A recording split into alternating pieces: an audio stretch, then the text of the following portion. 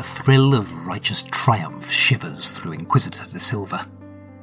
After so many years of study and training, he is on a field mission at long last. An opportunity to directly prove his devotion to Droom and the Lord Inquisitor. Admittedly, he has only been tasked with piloting the strike team's skyship, the Dead Reckoning, rather than actually recovering the transgressors, but even so, it's a trusted role. Enlightenment strike team pilot. Not the sort of thing they hand out to just any Inquisitor. No doubt about it, his star is on the rise. He checks the ship console's horologe. The team are taking their time, but are still within mission parameters. Just. He turns around at a sound behind him, pretending he doesn't feel the surge of relief as an Inquisitor clambers up through the drop chute. Seemingly worse for wear, the battered figure beckons him over, and he rises from the pilot's bucket seat, curious and anxious. "What is it, Inquisitor?" he asks. "Have you recovered the targets? Where are the rest of the team?" The returned Inquisitor can only shake their head and point urgently down the chute as they try to regain their breath. De Silva hurries over and peers down. He is greeted by a scene of utter devastation. Where the Opera House had been, there is now only a shattered ruin. He sees no sign of movement, no sign of life. He also doesn't see the Inquisitor standing behind him as they flicker and glitch, their appearance changing from the pale blue and white armoured robes of the Enlightenment of Droom to that of a young woman, bruised and bleeding, but unbowed. There is no warning as Mina Montesario shoves De Silva hard in the back, and he takes one fateful step forward, out and over the drop chute. "Oh, Bugger!" Inquisitor De Silva cries, arms flailing in panic. And then he's falling.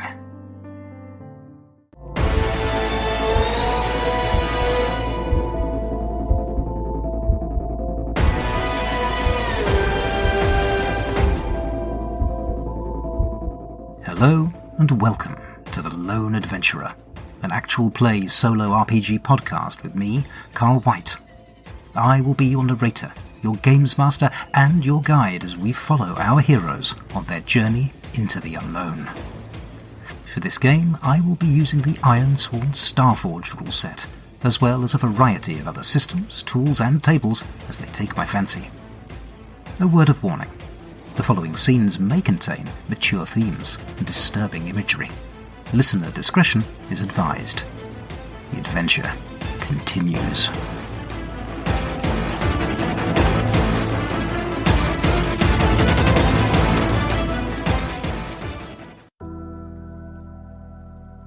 In Season 1 of The Lone Adventurer, we followed the adventures of Mina Montesario, agent of the House of Whispers, as she thwarted a plot to destroy the city, battled the mad terrorist cult of the Great Machine, and became ensnared in the machinations of her cousin, Alexis, as he forged an alliance between Houses Montesario and Tereth in the form of a wedding between her and Duke Tristan. In Season 2, we followed the adventures of the Web, a crew of Kairos scoundrels, against the backdrop of a gradually unravelling civil war as they pursued their twin goals of uncovering intel on the criminal shapeshifter organisation known as the Unseen and disrupting the terrorist activities of the Machine Cult. Along the way, they ran afoul of the doom-singing seer Heart of Snow. They earned the enmity of the Vampire Lord, Tortimus, field commander of the Undying, and now leader of the mercenary company the Silver Nails. They revealed Mina's old tutor, Dr. Kropp, was responsible for the pathogen that killed Mina's spymaster boss, the Whisperer. They infiltrated the Machine Cult in pursuit of the origins of the deadly explosive, Infernal Powder, and learned that it was in fact created at the machine's core, the result of a process of disintegrating summoned demons on an industrial scale. As a result of all of this, the Web came to a grim hypothesis.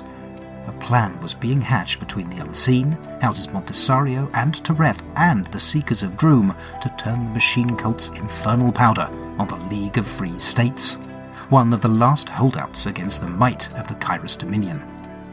A plan intended to shift the balance of power within the Dominion. And the marriage between Mina and Tristan appeared to be part of that plan. And so the web disrupted Mina's wedding, destroyed the unseen supply lines, and snatched Dr. Kropp from under the Seekers' noses. An impressive triple gambit, but one that came at a terrible price. The web's hidden headquarters was attacked by multiple foes, and in the ensuing battle, the building collapsed, apparently burying the crew and all their enemies under hundreds of tons of masonry. But not, it would appear, their newfound ally.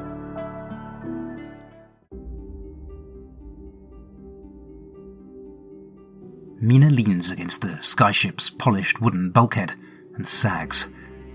The fight, that climb up the drop line as the building collapsed around her, and then that cold-blooded killing. All of it so close on the heels of that disaster of a wedding. She feels as if she could sleep for weeks. But even that is not the worst of it. It's the knowledge that really weighs her down. That cold, inescapable knowledge. Those two members of the web she'd taken to her family crypt, Valerian and the girl Tatters, hadn't told her much, but they'd told her enough. That an armada was being assembled in secret, probably by her cousin Alexis and agents of House Tereth. An armada hidden below the continent of conflict. That it was being supplied, courtesy of the unseen and via the cult of the machine, with enough infernal powder to turn the League of Free States into a shattered, smoking crater for the next 100 years. And that all of this complex, genocidal conspiracy was just a ploy for the unseen and their opportunistic allies to seize the reins of power from the Arch-Dominar. Never mind chaos on the streets of Kairos, or the perils of enabling lunatics like the Cult of the Machine, or the untold thousands of innocents in the Free Leagues who would pay the price for this grubby ambition, blown to bits as the bombs rained down, all for the opportunity for some entitled bastard to grab even more than they already had. She'd listened to the pair of them, with scepticism at first, then with disbelief, and finally with growing fury. She'd known, of course, that Alexis was a self-serving snake. She'd known that since she was little more than a child. She just never dreamed that his moral void could go so deep. It was almost too much to take in. That the war her father had died opposing was about to flare into even brighter light once more. All of this, and as if that were not enough, that her dear friend Kropp was somehow involved in these machinations, responsible for providing the unseen with the weapon used to kill the Whisperer. That the House of Whispers had some sort of side hustle in play, in bed with the cult, stockpiling their own reserves of infernal powder. The tectonic plates beneath the visible world are shifting, hidden powers maneuvering below the waterline. She almost wishes she wasn't aware of it, that she shared in the blissful ignorance that the vast majority enjoyed. But now that she has had sight of the truth, she has no choice. She is compelled to act. She'll be damned if she'll stand idly by while the world burns. The question had been what to do, and now she knows. The wild, half-formed plan had been gradually taking shape from the moment that skyship smashed through the Opera House roof, and now, standing here on the enclosed flight deck, it comes fully into focus. There is no more good she can do here. The city has turned on itself, faction upon faction. It is impossible to know who to trust. The place is a death trap. No, her target, at least initially, lies further afield. If she is to thwart the Unseen's plan, to prevent the destruction of the Free Leagues and the usurpation of the Dominion, her first destination must be far, far away from Kairos. What she will do when she gets there, what possible impact she can have, she pushes from her mind, one problem at a time. Her first thought needs to be for her friends.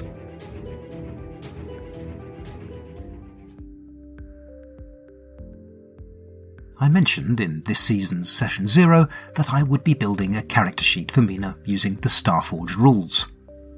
But how to convert a character built in D&D, and quite a mechanically complex character at that, into a rule set as different as Ironsworn Starforged? Well, in fact, it turned out to be much easier than I'd anticipated. In Starforged, you get a 3, 2 2s, and 2 1s to split between 5 different stats.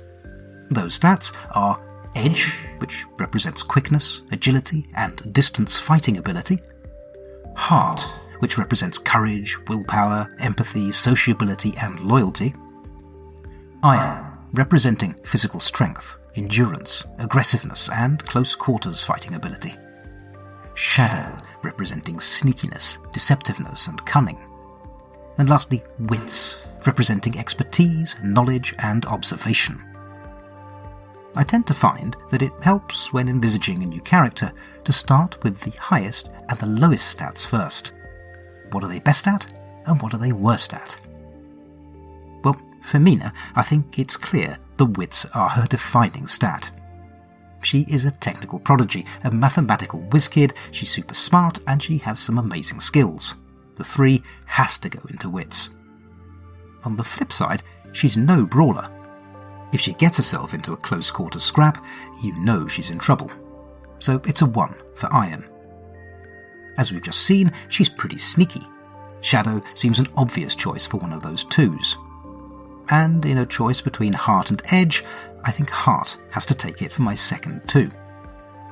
That leaves a 1 to assign to Edge. She's no great shakes at ranged combat either, I'm afraid. In addition to her stats, she starts the game with a number of assets. Normally in Starforged, a new character begins the game with 4 starting assets, each with just 1 of 3 abilities unlocked. And you gain more assets and abilities through hard-earned experience. But I'm going to play it a little looser with Mina. She is an experienced character, so she's going to start the game with more assets and abilities than is normal for a starting character. I've picked the following assets out of the gate, which I think capture the spirit of who she is. Gearhead. She is good at crafting and repairing technology, and she can also create magical devices given enough time. Infiltrator. She's good at sneaking into places where she's not supposed to be. Gunner, representing her arcane pistol. And I've also created a last asset of my own called Technomancy, which allows her to gather arcanicity and use it to power spells. We'll get to the details of how these work, as well as any additional assets that may well get added shortly as they come up in play. And really, that's about it. I set some other attributes at their starting levels on the sheet, so a 2 out of 10 for momentum, and the maximum 5 each for health, spirit, and supply. More on those as they crop up. But for now, let's take a quick look at how the scene developed. Now, I knew going in what Mina's plan was for this season, and so after a few bits of setup, I started my game by taking the most important first step in any Ironsworn game. I had Mina swear an Iron vow. This move states, when you swear upon Iron to complete a quest, write your vow and give it a rank. Then roll plus heart. The game comes with an assumption that characters swear solemn vows on spiritually significant Iron artifacts. Well, that doesn't really fit into my setting, so I'm going to remove the Iron aspect.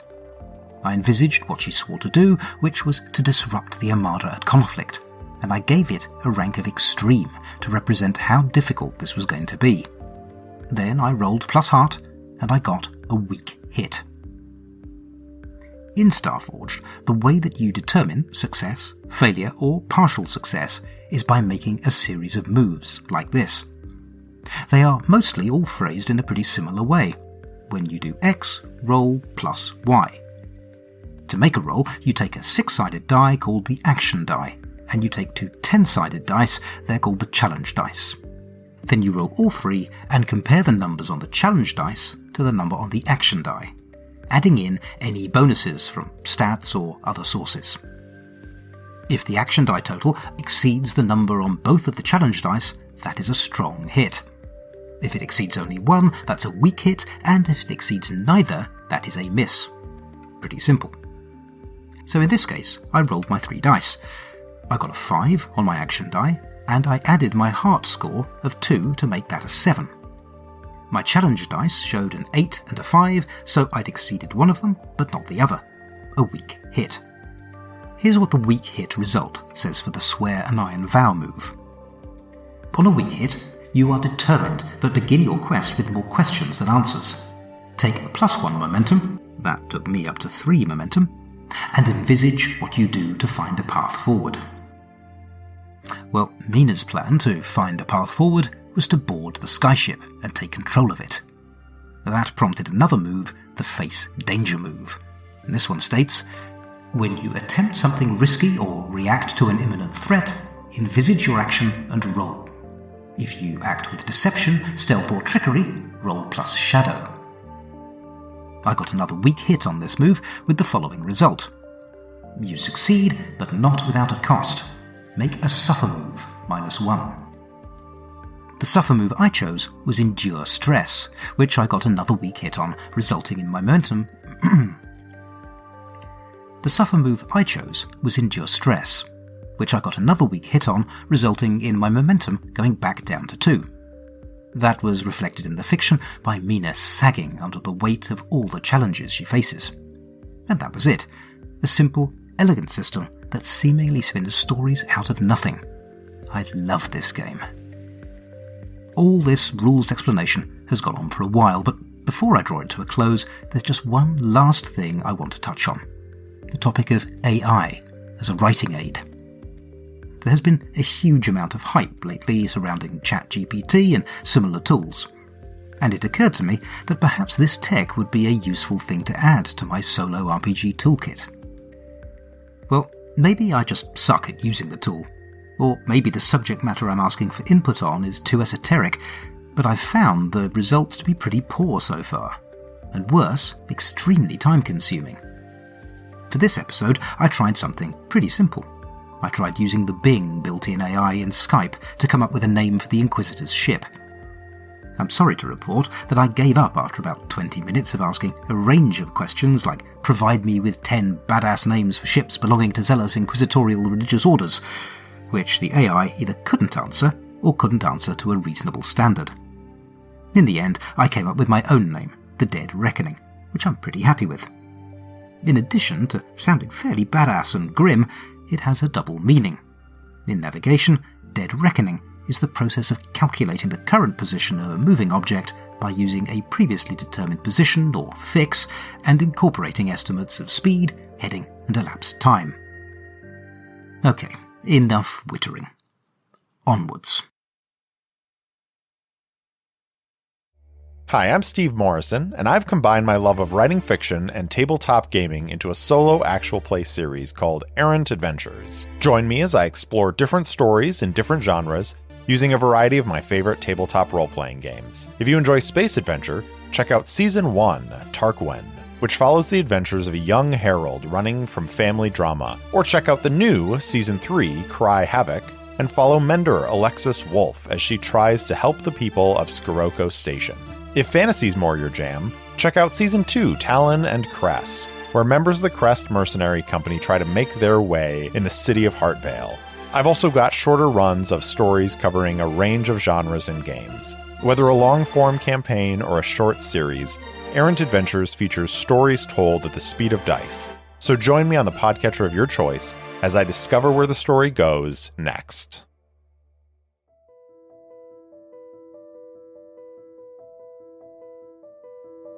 Mina digs out her extra-dimensional box, opens it, and reaches a hand in.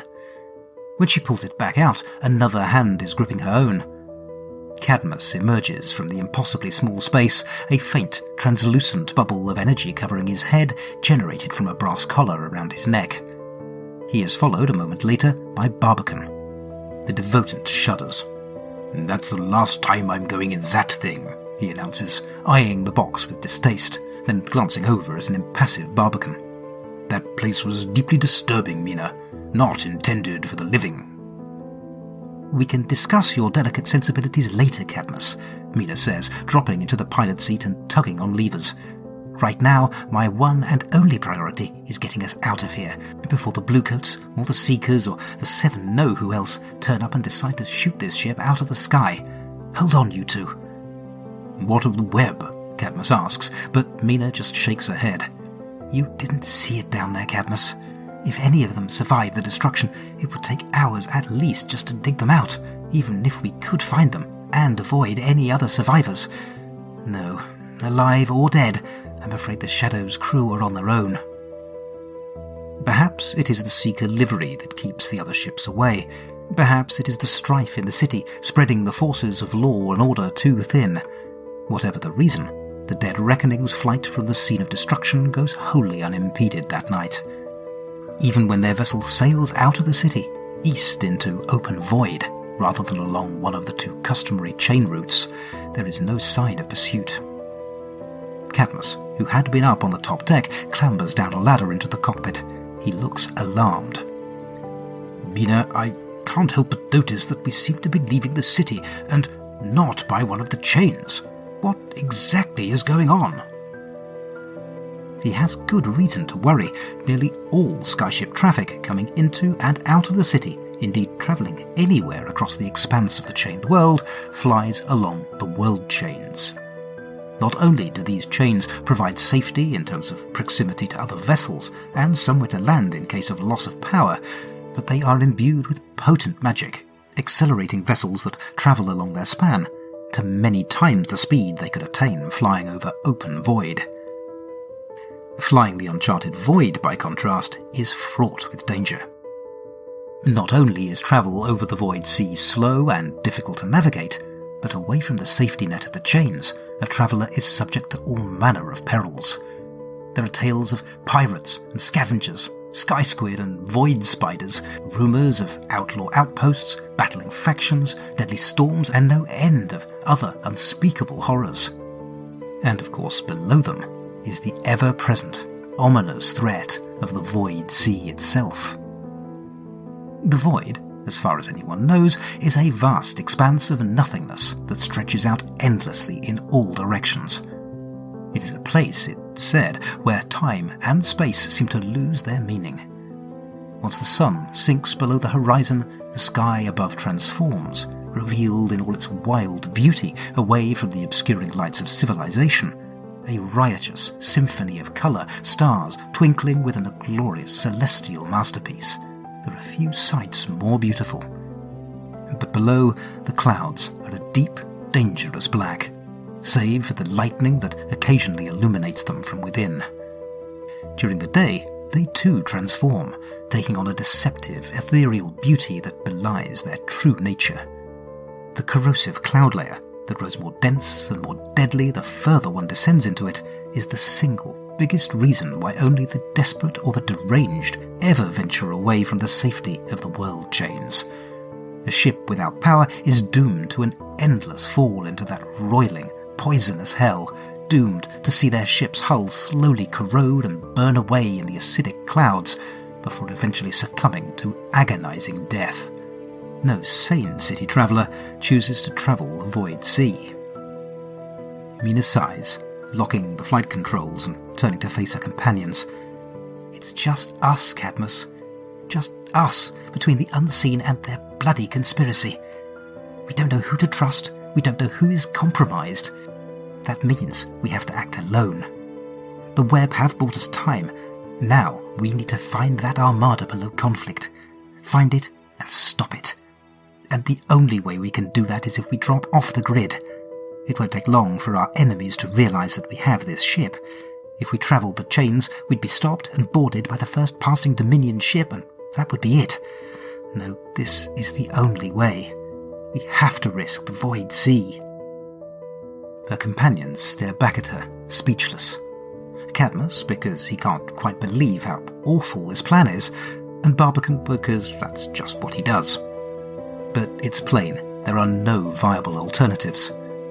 Though he doesn't look happy about it, the healer is about to grudgingly accept when his eyes go wide. "Mina," he says, pointing at the paned windows that make up the entire front of the flight deck. "What's that?"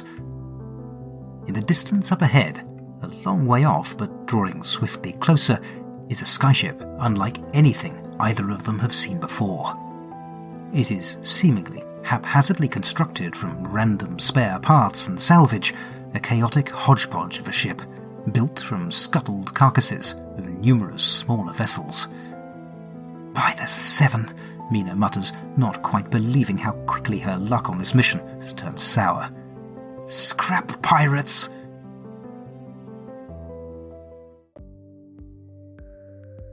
I wasn't sure who else was going to be joining Mina on this trip, and so before playing I rolled for it randomly between Barbican, Cadmus, Tatters, a vampire, and Dr. Kropp, and the dice gods handed me back my 2 original companions. Well, I'm a little sorry they did in a way. It might have been nice to get some new social dynamics in play, but we go where the dice lead us, and so the OG trio it is. That also meant something mechanically. I'd need to add an asset for each of Cadmus and Barbican. I used the sidekick asset for Cadmus, which has the following ability, marked by default. Your sidekick has a helpful expertise. In Cadmus's case, that's healing.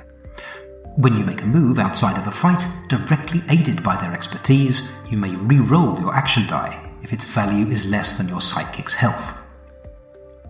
For Barbican, I used the combat bot asset, and instead of the default starting ability, I selected this one to best reflect his primary role. Once in a fight, when you react under fire by using the bot to draw fire or create a diversion, roll plus its health. On a strong hit, mark progress. On a weak hit, face the cost as normal, but then you are in control. Lastly, there was the matter of the ship. Starforged assumes a new character begins with a ship asset, and that's now true for Mina. In addition, because it was established in the fiction when the ship smashed its way into the opera house, I'm adding a modular asset to my ship, Reinforced Hull. This asset says, your ship is clad in iron. When you withstand damage, add +1. On a strong hit, take +1 momentum. Well, the Dead Reckoning has magical protective wards rather than iron plating, but the mechanics are the same. This is one tough little ship. Next, I had a choice. How would I join Mina up with her allies? It seemed logical that she'd kept them safe by hiding them in her magic box, and so I looked to see how that box worked in light of the Starforged rules. Mina has the Gearhead asset, and one of the 2 abilities available on that asset reads, with sufficient time, a couple of hours or more, you may face danger to assemble or enhance a device for a powerful but limited roll. On a hit, the device is ready for use. One time only, when you or an ally make a move aided by the device, take an automatic strong hit. I ruled the box was already active before the game began, so the instigating face danger roll was not required. It seemed that stowing her companions in the extra-dimensional space and then retrieving them safely and unsuffocated required a further face danger roll though, which, in light of the Gearhead effect, was an automatic strong hit, with the following effect. On a strong hit, you are successful. Take +1 momentum. This is a slightly different approach to Mina's magical crafting mechanics in D&D, where she had a set list of items to choose from that she could create. But I think this is a much more flexible mechanism. It effectively means that with enough time and pre-planning, Mina can pretty much build anything she can think of. I figured with her noble and espionage background, there was a fair chance that Mina knew how to pilot a skyship, so I gave her 50-50 odds, and thankfully rolled a yes. Mina needed to flee the scene of the crime, so to speak, and so I used the set a course move to escape the city without drawing attention. This move says, when you follow a known route through perilous space, across hazardous terrain, or within a mysterious site, roll plus supply. My supply was still at its starting level of 5, and I rolled a strong hit, meaning you reach your destination and the situation there favours you. Take +1 momentum. Miraculously, the crew had made it out of the city without attracting attention. So far, so good. Next, Mina needed to start in on a much more significant journey. Rather than taking a known and well-trodden route, she was going to have to try something much more unpredictable and risky. By avoiding the established paths of the world chains, she was going to need to trailblaze a new route, and that meant undertake an expedition move. This one states, when you trailblaze a route through perilous space, journey over hazardous terrain, or survey a mysterious site, give the expedition a name and a rank. Then, for each segment of the expedition, envisage your approach. If you keep under the radar, roll plus shadow. The name I gave this expedition was Travel to Conflict, and I gave it a rank of Formidable. Then I rolled, and my good luck ran out. I got a flat miss. On a miss, you are waylaid by a crisis or arrive at a waypoint to confront an immediate hardship or threat. Do not mark progress and pay the price. The pay the price move is an important one, and one we will no doubt be seeing quite a lot of over the course of this season. It states, when you suffer the outcome of an action, choose one. Make the most obvious negative outcome happen. Ask the Oracle for inspiration and interpret the answer as a hardship or complication appropriate to the situation, or roll on the table. I decided to pick the first option and figured that the most obvious outcome here was another ship. My initial assumption was that it was a ship in pursuit, coming from the city, but I checked and the Oracle said no, which meant it was a ship ahead of them. And a detail roll on my Oracle bot gave me the descriptor Bargain Project. That took me to scavenger pirates, perhaps subconsciously inspired by the carnivorous cities of the Mortal Engines universe. And so here we go, off again on a new adventure, leaving behind the schemes and machinations of the city, and embarking instead on a journey into the great, wide unknown.